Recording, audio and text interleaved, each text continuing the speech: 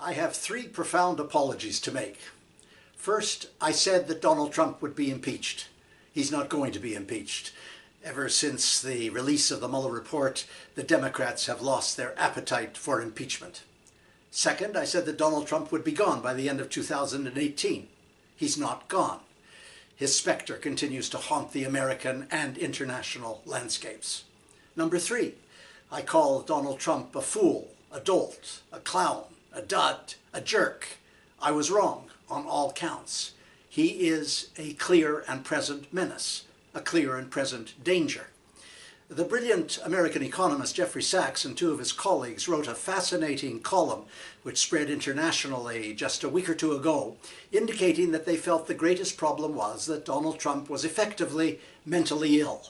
And they said that mental health professionals around the world had an obligation to draw the attention of the consequences of that mental illness to the American people and to the world in general.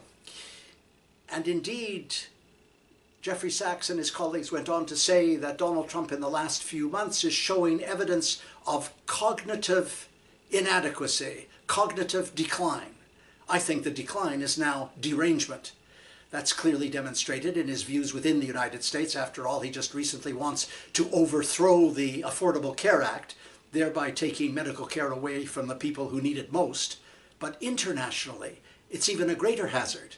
He has revoked the two nuclear treaties that are of consequence, one with Iran, one with Russia. He pulled the United States out of the climate change compact.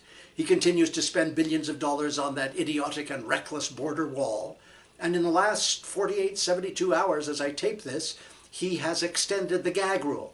That is to say, that rule which says that any agency or project anywhere in the world that even dares to whisper the word abortion is no longer eligible for any funding from any American agency.